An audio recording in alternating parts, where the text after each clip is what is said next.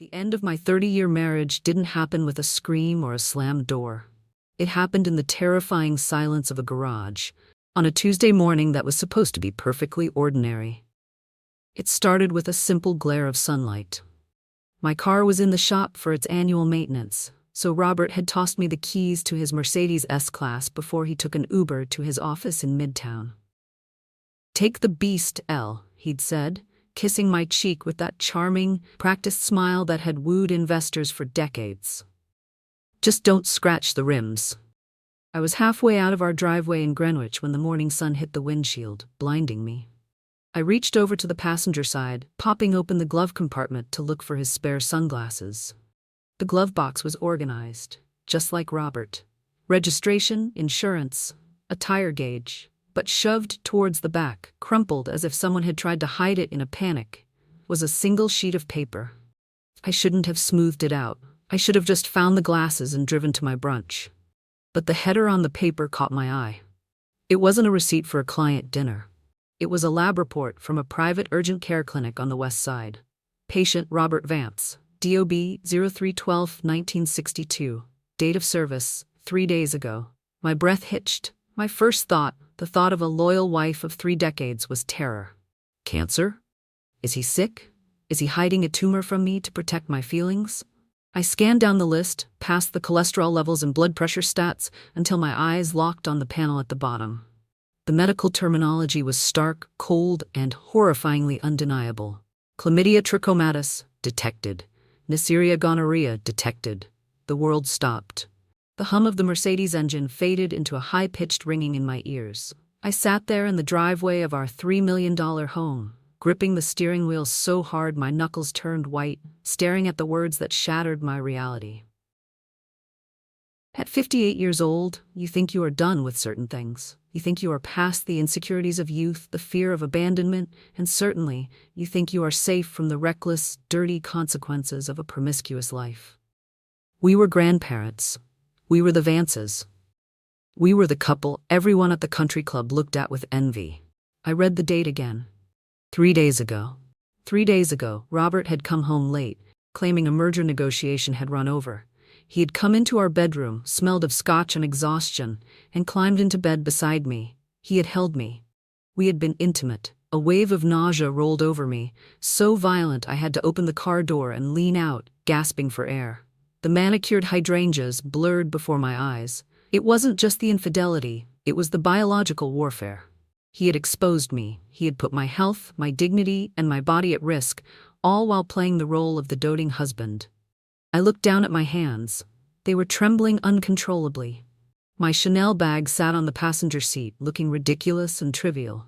What did luxury matter when you felt unclean in your own skin? For a moment, I couldn't move. The shock acted like a paralytic agent. I replayed every interaction we'd had in the last 6 months. The late nights, the sudden need for privacy with his phone, the new shirts. I had attributed it all to his stressful job and a mild midlife crisis. I had been so blind. I had been so stupidly, willingly blind. I looked in the rearview mirror. The woman staring back at me looked the same as she did 10 minutes ago. Elegantly dressed, hair perfectly coiffed, but behind the eyes something had died. The Eleanor who trusted blindly was gone. Tears pricked my eyes, hot and stinging, but I refused to let them fall. Not yet. If I cried now, I would fall apart, and I couldn't afford to fall apart. I needed to know the full extent of the damage. I carefully folded the paper, not crumpling it this time, but folding it with sharp, precise creases. I placed it into the zippered pocket of my bag. I put the car in reverse, backed out of the driveway, and drove. I wasn't going to brunch anymore. I needed answers, and I knew exactly who to call. But first, I had to stop shaking. I had to become an actress, just like Robert. I spent the next 3 hours in the master bath, scrubbing my skin until it was raw and red. I used the expensive exfoliant from La Mer that Robert had bought me for Christmas, but no amount of $60 scrub could wash away the feeling of contamination. I felt radioactive. When I finally heard the front door open downstairs, my heart hammered against my ribs like a trapped bird. "Elle? I'm home." Robert's voice boomed through the hallway, rich and confident. It was the voice of a man who commanded boardrooms, a voice I had trusted implicitly for 30 years. Now it just sounded like a lie. I wrapped myself in my silk robe and descended the staircase. Robert was in the kitchen, pouring himself a glass of Macallan 18. He looked impeccable in his tailored suit, the very picture of a distinguished silver fox. He smiled when he saw me, but the smile didn't reach his eyes. It never did anymore, I realized. "Rough day?" he asked, taking a sip. "You look tired, honey." The audacity took my breath away. "I'm fine," I lied, my voice trembling slightly. "Just a headache. Robert, how are you feeling?" He paused, the glass halfway to his lips. "Me? I feel great. Why?" "I don't know," I said, leaning against the marble island for support. "You've seemed worn out lately. I was worried you might be sick. Maybe an infection? Have you seen a doctor recently?" The air in the kitchen instantly turned frigid. Robert set the glass down with a sharp clink. "What is this, Eleanor?" His tone shifted from pleasant to patronizing in a nanosecond. "Are you checking up on me? Is this about last week when I came home late?" "No, You're doing it again," he interrupted, sighing dramatically as if he were dealing with a petulant child. "You're getting paranoid. It's the isolation, El. You spend too much time in this big house with nothing to do. It's making you senile." The word hung in the air, senile. "I am 58, Robert, not 80, I snapped. "You're emotional," he countered, walking over and placing his hands on my shoulders. His touch made my skin crawl, but I forced myself not to flinch. "Look, I know aging is hard for you. I know you feel insecure because things aren't tight like they used to be. But don't project your insecurities onto my health. I am in the prime of my life." He was gaslighting me. He was staring me right in the face, infected with 2 venereal diseases, and telling me I was the broken one. The cruelty was so precise, so calculated, it almost impressed me. "I have a surprise for you," he said, his mood suddenly shifting back to charm. He reached into his briefcase and pulled out a small, robin's egg blue box. "Tiffany & Co. I stopped by Fifth Avenue today," he purred, handing it to me, "to say sorry for working so much." I opened the box. Inside was a diamond tennis bracelet, dazzling under the kitchen recessed lighting. It was beautiful. It cost a fortune, and it was the price of his guilt. "Thank you," I whispered. I let him clasp it around my wrist. The diamonds felt cold and heavy, like handcuffs. "Now," he said, kissing my forehead, "stop imagining things. I'm going to take a shower." As soon as he left the room, the facade dropped. I rushed to the guest bathroom on the first floor, locked the door, and dry heaved over the sink. He wasn't just cheating, he was erasing my reality to cover his tracks. I pulled out my phone. My hands were shaking so bad I could barely type the passcode. I dialed the one person who wouldn't tell me I was crazy. "Julianne," I choked out when she answered. "Elle? What's wrong?" "It's 9 p.m. Julianne's sharp, legal-trained voice was instantly alert. "I found a test result," I whispered, tears finally streaming down my face, ruining my makeup. "Robert has... He has STDs, Julie, and he just gave me a Tiffany bracelet and told me I was getting senile." There was a silence on the other end. Then Julianne's voice came back, devoid of pity but full of steel. "Eleanor, listen to me very carefully. Do not cry. Do not scream. And for God's sake, do not sleep with him," she commanded. "He is trying to manage you. If he's buying jewelry, he's scared. If he's calling you crazy, he's plotting something. We aren't going to let him get away with this." "What do?" I sobbed. "You dry your eyes," she said. "And you start checking the accounts. If he's physically bankrupt, chances are he's financially leaking too."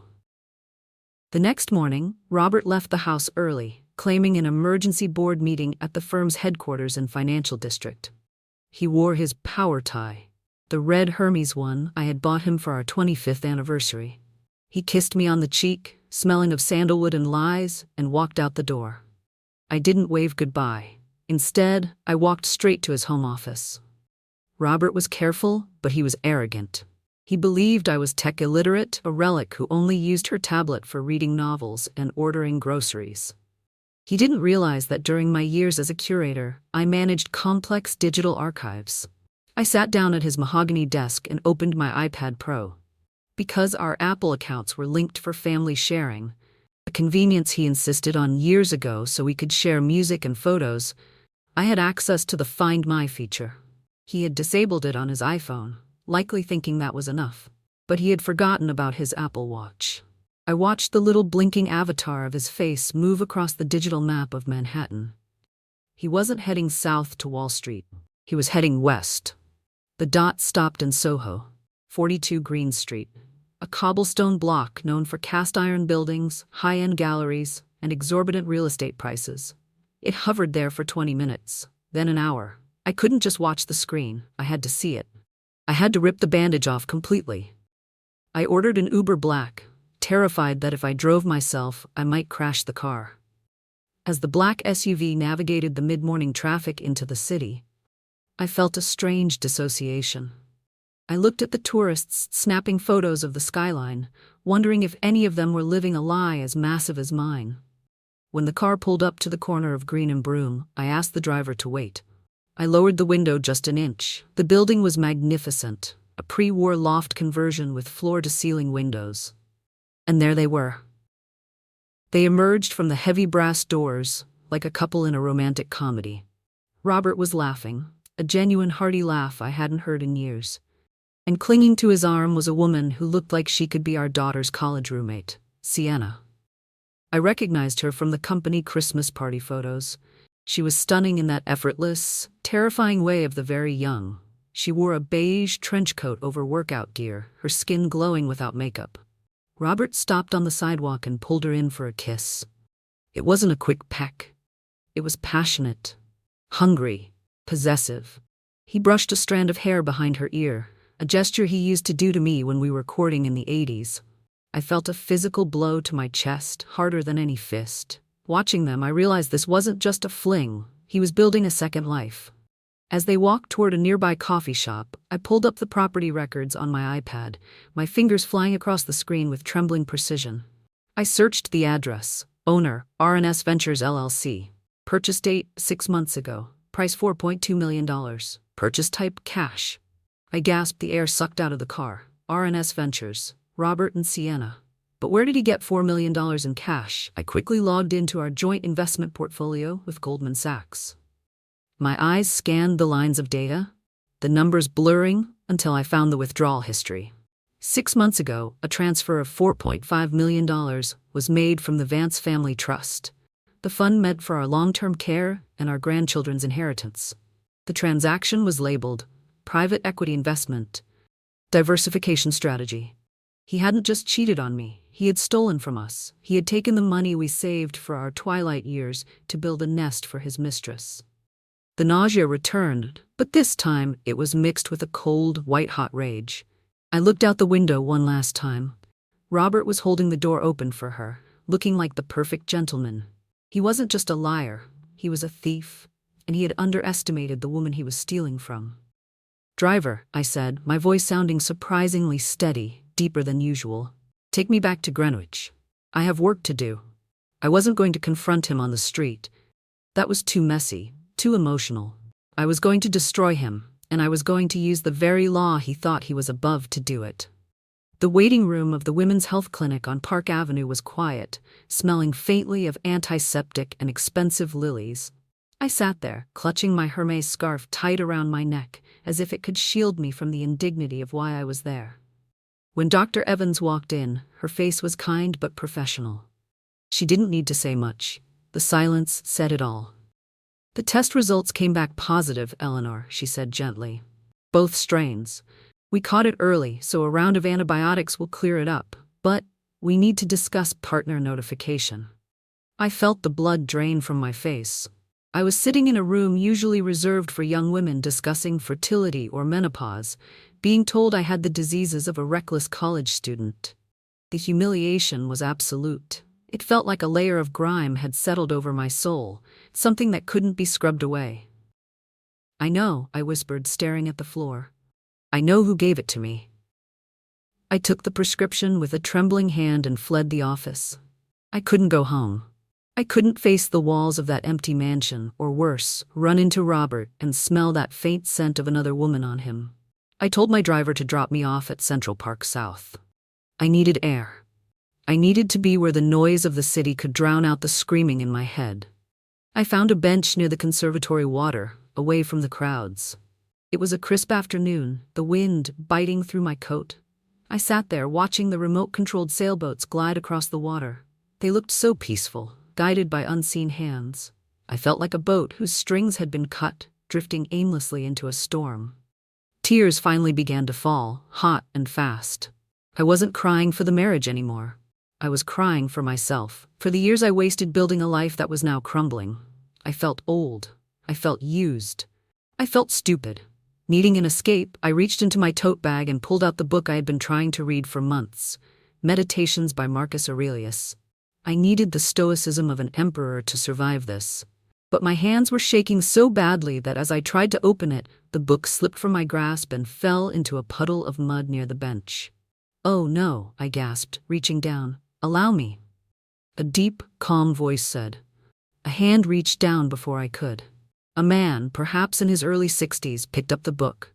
He took a handkerchief from his pocket, a crisp white linen square, and carefully wiped the mud from the cover. He handed it back to me. He had silver hair, neatly trimmed, and kind eyes that crinkled at the corners behind tortoiseshell glasses. He wore a weathered trench coat that looked like it had seen many autumns. "Marcus Aurelius," he said, a small smile playing on his lips. "The soul becomes dyed with the color of its thoughts." A heavy read for a Tuesday afternoon. I quickly wiped my tears, embarrassed to be caught crying by a stranger. I needed some perspective today. "I find he's the best companion for difficult days," the man said softly. He didn't look at my red eyes or the tear streaks. He looked at the book, and then directly at me, with a gaze that felt surprisingly steady. "I'm Thomas Sterling." "Eleanor," I managed to say. "Well, Eleanor, I hope the Emperor gives you the answers you're looking for," he said. He hesitated for a moment, then added, "If you don't mind a stranger saying so, whatever is making you cry, it doesn't define you. The statue stands, even when the weather is bad." He nodded politely and walked away, holding a cup of Starbucks coffee in one hand and a medical journal in the other. I watched him go. He was the first man in months who had looked at me and seen a person, not a piece of furniture or a nuisance. He didn't know I was a wealthy wife cheated on by her husband. He didn't know I had just come from a clinic with a shameful diagnosis. He just saw a woman reading philosophy in the park. I looked down at the book. The mud was gone, wiped clean by his handkerchief. I held the book to my chest and took a deep breath. The shame didn't vanish, but the panic subsided. I wasn't just a victim. I was Eleanor. And I had a war to fight. I stood up, smoothed my coat, and walked toward the exit. It was time to go home and prepare for the gala. I had a role to play, and tonight I would give the performance of a lifetime. The grand ballroom of the Plaza Hotel was a sea of black ties and silk gowns, shimmering under the light of the massive crystal chandeliers. It was the annual Children's Hospital Gala, the kind of event where New York's elite gathered to outbid each other on silent auctions while drinking Dom Perignon straight from the bottle. I wore a midnight blue velvet gown by Oscar de la Renta, a dress that hugged my figure and commanded attention. I had spent 2 hours in hair and makeup, painting over the pale, sickly complexion the antibiotics had left me with. I looked like a queen. Inside, I felt like a corpse. Robert was in his element. He moved through the crowd like a shark in a reef, shaking hands, clapping backs, and flashing that $1,000,000 smile. And trailing 3 steps behind him, clutching a clipboard as a prop, was Sienna. She needs to be here to network with the tech investors. Robert had insisted in the car. "It's strictly business, Elle. Don't be weird about it." Strictly business. I stood by a high-top table, sipping sparkling water. Alcohol didn't mix with my medication, and watched them. Robert introduced her to a senator. "This is Sienna, my brilliant director of operations." Sienna beamed. She was wearing a dress that was technically appropriate but aggressively fitted, a slip of silver satin that looked like liquid mercury. She laughed at the senator's joke, placing a hand on Robert's forearm. It was a possessive touch. A territorial flag planted right in front of me. My stomach churned. I wanted to march over there, grab her by her perfectly highlighted hair, and drag her out the Fifth Avenue exit. I wanted to scream to the room that this brilliant director was sleeping with my husband and helping him embezzle our retirement fund. "Mrs. Vance?" I turned. Sienna was standing right next to me. Up close, her youth was aggressive. She had that collagen-rich, poreless skin that no amount of money can buy after 50. "I just wanted to say," she purred, her voice low enough that no one else could hear, "that dress is so brave." I love that you're still embracing that vintage matronly look. It's very dignified. The insult was wrapped in so much sugar it almost tasted sweet. Matronly. She leaned in closer, ostensibly to fix a stray thread on my shoulder. Robert was worried you wouldn't be up for tonight. He says you get tired so easily these days, but you're holding up surprisingly well. And then it hit me, the scent. As she leaned in, I smelled it. Baccarat Rouge 540. Sweet, amber, woody. It was the exact scent that had lingered on Robert's collar for months. The scent I had convinced myself was just a new office air freshener or a client's perfume. The rage flared in my chest, hot and blinding. My grip on the crystal glass tightened. I imagined the sound of it shattering against her face. I imagined the gasp of the crowd, the headlines in page 6. It would be glorious. It would be satisfying. But then, Julianne's voice echoed in my head. If you scream, you look crazy. If you look crazy, he wins the competency hearing. I took a deep breath. I loosened my grip on the glass. I looked at Sienna, and for the first time I didn't smile politely. I looked at her with the cold, clinical assessment of an art curator spotting a forgery. "Thank you, Sienna," I said, my voice smooth as glass. "Robert is a worrier. He forgets that I've been navigating these rooms since before you were born. It takes a lot of stamina to be a Vance. I hope you have the endurance for the long haul." I let my eyes drop to her stomach, then back to her eyes, a subtle, unsettling glance that made her flinch. "Enjoy the party, dear. The champagne is excellent, but careful, it goes to your head." I turned my back on her before she could respond and walked away. I didn't flee to the bathroom this time. I walked straight to the table where the chairman of the board for Robert's company was sitting. "Arthur?" I exclaimed, greeting the old man warmly. "I was just telling Robert we need to have you over for dinner. We're thinking of restructuring some of our estate planning. I'd love your advice." I saw Robert watching me from across the room. He looked confused. He expected me to be sulking in a corner. Instead, I was charming his boss. I raised my glass to him in a mock toast. "Enjoy her tonight, Robert," I thought, because I'm about to take everything else. The charade was on, and I was a better actor than he ever gave me credit for. The morning after the gala, the house was quiet. The kind of heavy, expensive quiet you only get in a home with triple-paned glass and soundproof insulation. Robert was in high spirits. He sat at the kitchen island, reading the Wall Street Journal on his tablet, whistling a tune. He thought he had survived the night. He thought my polite conversation with his boss was just me being a dutiful wife. He had no idea it was a reconnaissance mission. I poured him a cup of coffee from the Nespresso Virtua machine, making sure the crema was perfect, just the way he liked it. I placed it down gently, letting my hand linger on his shoulder. "Robert," I said, keeping my voice soft, laced with a feigned exhaustion. "I've been thinking about what you said, about me being overwhelmed." He lowered the tablet, his interest peaked. "Oh, yes, last night was a lot. I realized I don't have the energy to manage the estate details anymore. The charitable trusts, the property taxes in the Hamptons, it's all too much." I let out a sigh, acting the part of the weary, aging woman he desperately wanted me to be. "Maybe you were right. Maybe we should consolidate the management, just to simplify things." Robert's eyes lit up.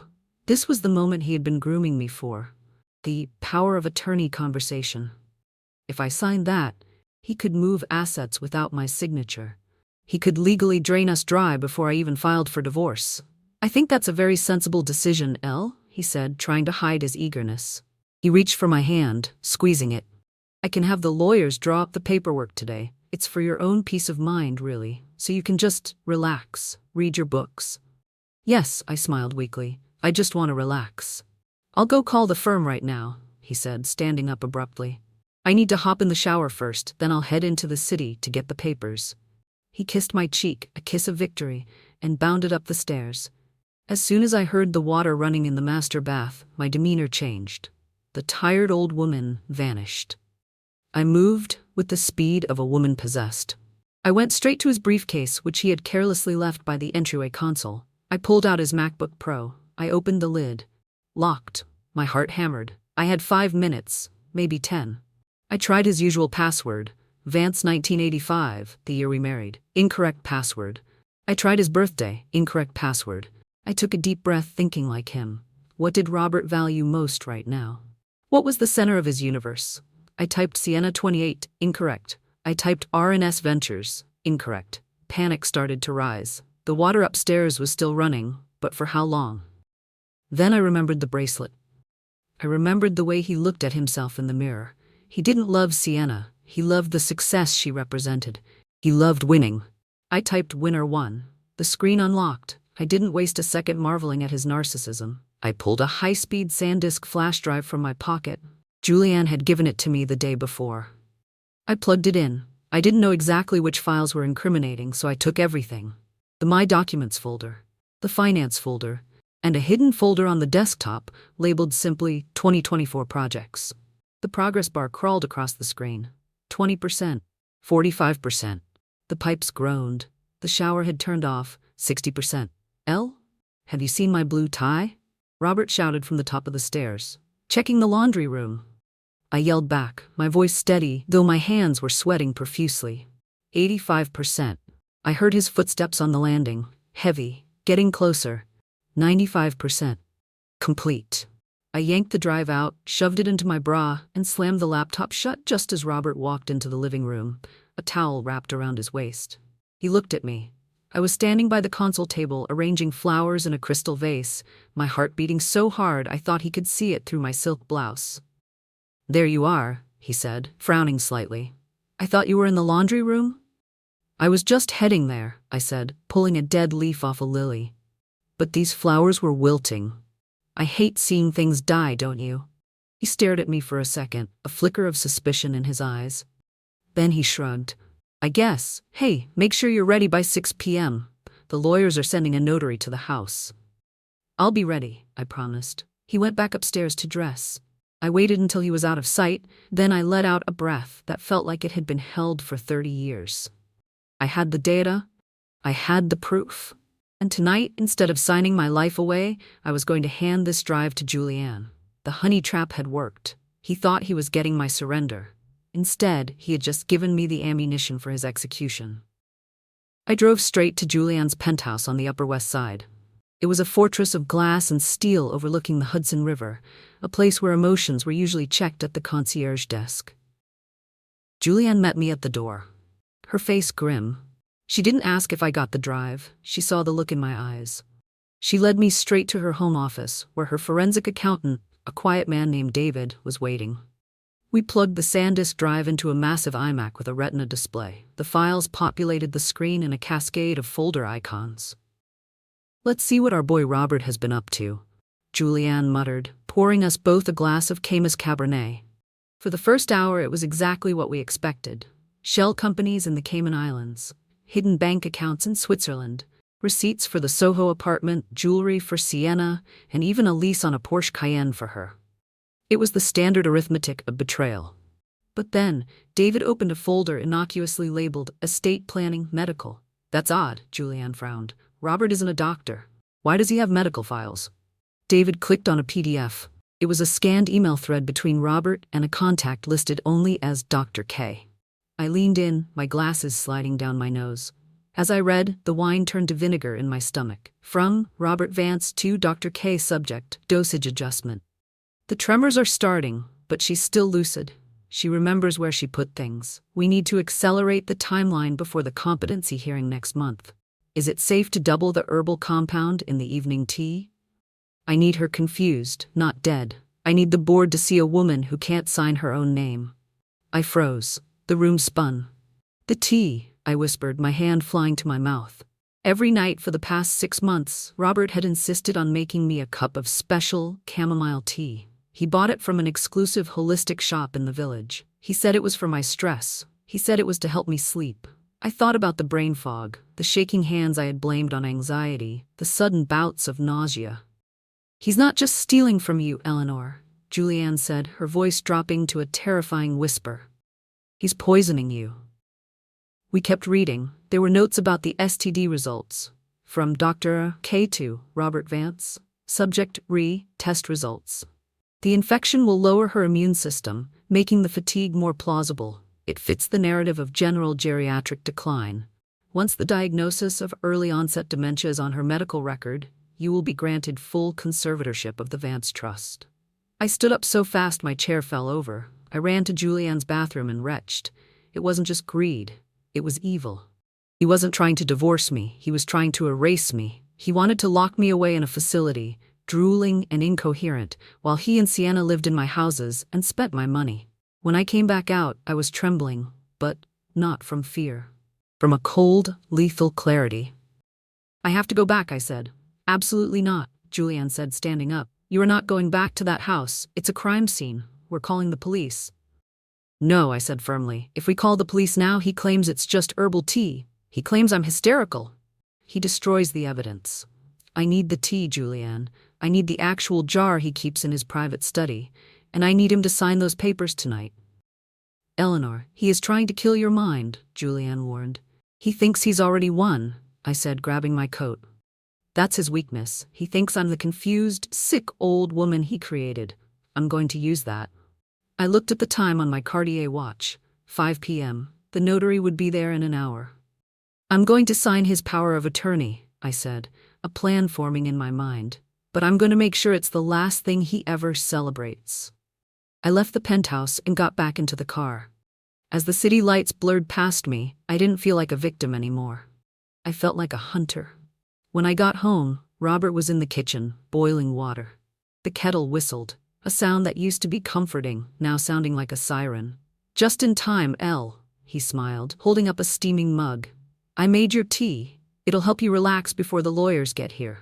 I took the mug. The ceramic was warm in my hands. I looked into his eyes, the eyes of a man I had slept next to for 30 years, and saw nothing but a black void. Thank you, darling, I said, bringing the cup to my lips. I pretended to sip, letting the liquid touch my lips but not swallowing a drop. It's delicious, I lied. Drink up, he urged gently. We want you sharp for the signing. Oh, I'll be sharp, Robert, I thought. Sharper than a scalpel. The library was dim, lit only by the green banker's lamps and the glow of the gas fireplace. It smelled of old leather and Robert's arrogance. 2 lawyers from Robert's firm sat across the heavy oak desk.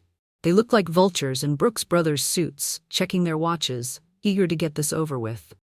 The notary, a nervous woman with a stamp already in hand, sat at the end of the table. Here we are, Elle, Robert said, his voice dripping with faux concern. He pulled out the chair for me. A vintage Eames lounge chair that I had always found difficult to get out of. Another subtle power move. Just a few signatures, and you won't have to worry about a thing. I'll handle the burden of the trust. I sat down slowly, letting my hand tremble as I reached for the glass of water. I looked at the documents spread out before me. Durable power of attorney. Medical proxy. Transfer of assets. I feel a bit dizzy, I murmured, pressing a hand to my forehead. It's just the stress, honey, Robert said, uncapping a Mont Blanc Meisterstück pen and placing it in my shaking hand. Sign here. And here. I held the pen. The nib hovered over the paper. The room was silent, save for the ticking of the grandfather clock. Robert was leaning in, his breath hitched, watching the tip of the pen like a hawk watching a mouse. Ding-dong. The doorbell rang, loud and jarring, echoing through the foyer. Robert flinched. Who the hell is that at 7 p.m.? He snapped at the lawyers. Ignore it. Maria will get it. I think we should wait, I said, my voice suddenly losing its tremor. I set the pen down. Eleanor, just sign the damn paper, Robert hissed, his mask slipping for a fraction of a second. I don't think I will, I said. The library doors swung open, but it wasn't Maria the housekeeper. It was Julianne. And behind her walked Arthur, the chairman of the board of Robert's company, and 2 other senior partners. They looked grim. Robert stood up, his face draining of color. Arthur, what are you doing here? We're in the middle of a private family matter. It's not private anymore, Robert, I said. I stood up. I didn't struggle out of the chair. I rose with the grace and strength of the woman I used to be. I picked up the glass of water, the water I was supposed to sip while signing away my freedom, and poured it deliberately onto the carpet. Eleanor? Robert looked at me, confusion warring with fear in his eyes. What are you doing? You're confused. Am I? I reached into my bag and pulled out my iPad Pro. I tapped the screen, casting the image onto the large Samsung frame TV mounted above the fireplace. The room was suddenly illuminated by the glow of a document. It wasn't the power of attorney. It was the email thread between Robert and Dr. K regarding the dosage of my poisoning. "Robert Vance," I said, my voice projecting clearly to the back of the room where the stunned partners stood. "This is a correspondence regarding your attempt to chemically induce dementia symptoms in your wife to seize control of the Vance family trust." That's fake," Robert stammered, backing away. "She's senile. She's forged this. And this." I swiped the screen. The bank transfers appeared.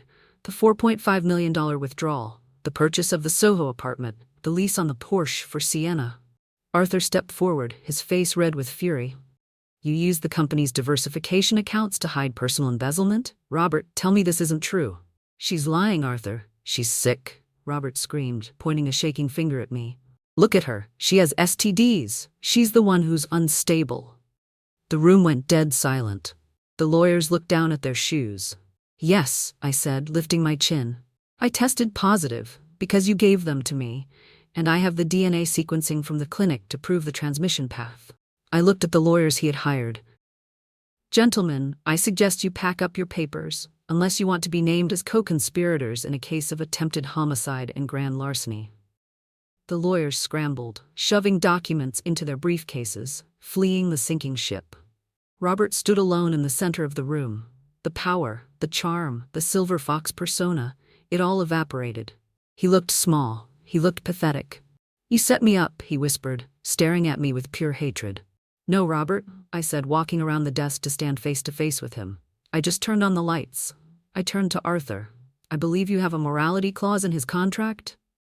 "He's fired," Arthur spat out. "Effective immediately. And the board will be cooperating fully with the investigation." Robert lunged toward me, his hands reaching for my throat, a feral snarl ripping from his throat. "You bitch." But he never reached me. Two private security guards, hired by Julianne, stepped out from the hallway shadows and slammed him against the bookshelf. Volumes of law books tumbled down, burying him in the very justice he had tried to manipulate. I looked down at him, pinned against the mahogany, panting and wild-eyed. "Get him out of my house," I said calmly. The flashing lights of the NYPD cruisers cut through the darkness of our quiet Greenwich cul-de-sac like a disco strobe gone wrong. The neighbors, CEOs, hedge fund managers, and old money matriarchs were all standing on their porches, clutching their robes, watching the spectacle. Robert Vance, the man who had spent 30 years curating an image of untouchable success, was marched out the front door in handcuffs. He looked disheveled. His shirt was torn from the scuffle with the security guards, his silver hair a mess. As they pushed him toward the squad car, he spotted me standing on the steps, wrapped in a cashmere shawl. "Eleanor, tell them," he shouted, his voice cracking with desperation. "Tell them it's a misunderstanding. I'm your husband." I looked at him. I didn't feel the anger I expected. I just felt a profound, exhausting pity. "You were my husband, Robert," I said softly, though I knew he couldn't hear me over the radio chatter. "Now, you're just case number 4029. As the officer guided his head into the back of the car, Robert's Rolex Daytona, the one he bought to celebrate his first million, clattered against the doorframe. It was a hollow, metallic sound. The sound of a life breaking. 2 days later, at the detention center, reality set in for Robert. His assets had been frozen by a federal injunction. His Amex Centurion card was declined when his lawyer tried to pay for a private bail bondsman. He used his one phone call not to call me, but to call Sienna. I later read the transcript of the call provided by the prosecution. It was the final nail in the coffin of his ego. "Sienna, thank God. Listen, baby, it's a setup. Eleanor went crazy. I need you to go to the safe in the Soho apartment. There's cash. Get me a real lawyer, not this public defender garbage." There was a pause on the line. "Robert," Sienna's voice came through, cold and distant. "I can't do that." "What? Why? Just open the safe." "Because the feds are already taping the door, Robert. And I'm at JFK. I'm going back to LA. You're leaving me now?" "I'm 28, Robert," she said, her voice devoid of the sweetness he had paid for. "I can't be attached to an embezzlement scandal. It ruins my brand. And honestly, you look really old in your mugshot. Good luck." Click. She didn't just break his heart. She broke his delusion. He wasn't the powerful alpha male. He was just an old sugar daddy whose wallet had run dry. The legal dismantling of Robert Vance was swift and brutal. With Julianne leading the charge, we filed for a constructive trust over the Soho apartment, proving it was bought with stolen marital funds. The judge granted it immediately. I stood in the Soho loft a week later. It was filled with the artifacts of his betrayal, modern art that tried too hard, a Peloton bike he never used, and a closet full of designer clothes for a woman half his age. "What do you want to do with all this?" Julianne asked, kicking a Rimowa suitcase that Sienna had left behind in her haste. "Sell it," I said, walking to the window to look out at the city. "Sell the apartment. Sell the furniture. Sell the clothes." "And the money?"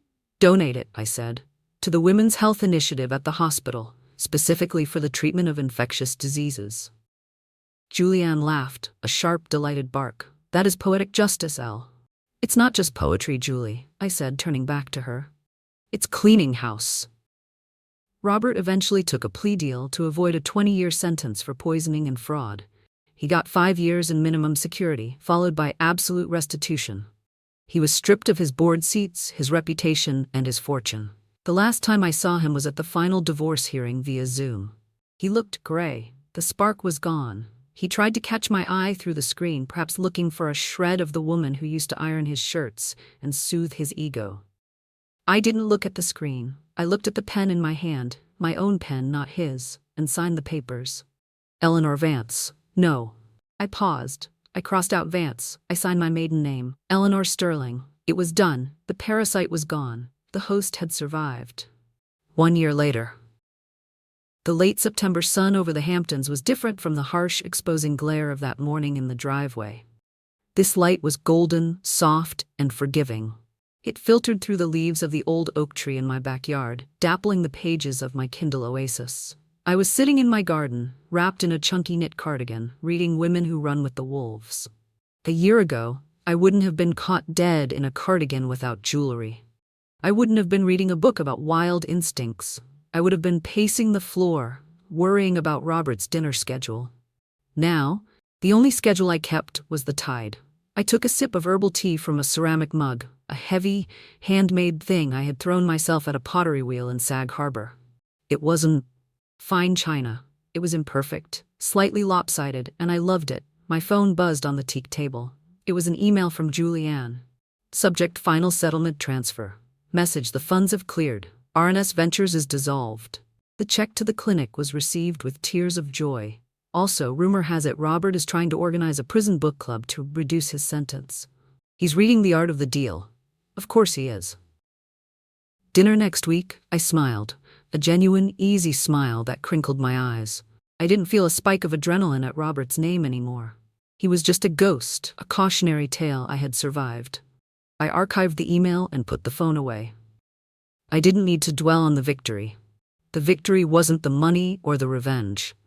The victory was the silence in my head, the absence of anxiety. The sliding glass door opened, and Thomas walked out. He was wearing a simple linen shirt with the sleeves rolled up, carrying a tray with fresh fruit and a French press. He didn't look like a CEO trying to impress shareholders. He looked like a man who was comfortable in his own skin. "I thought you might need a refill," he said, setting the tray down. He kissed the top of my head, lingering there for a moment. He smelled of old paper and rain, a scent that grounded me. "You spoil me, Thomas," I said, putting my book down. "I'm just investing in my favorite person," he winked, sitting down opposite me. We didn't need to fill the air with constant chatter. That was the difference. With Robert, silence was a weapon, a sign of disapproval. With Thomas, silence was a luxury. It was peace. He reached across the table and took my hand. His thumb traced the faint scar on my wrist where the IV had been during my treatment for the infection a year ago. He didn't look away from it. He honored it. "How are you feeling today, Elle?" he asked. It wasn't a casual question. He really wanted to know. "I feel lighter," I admitted. I was thinking about who I was a year ago.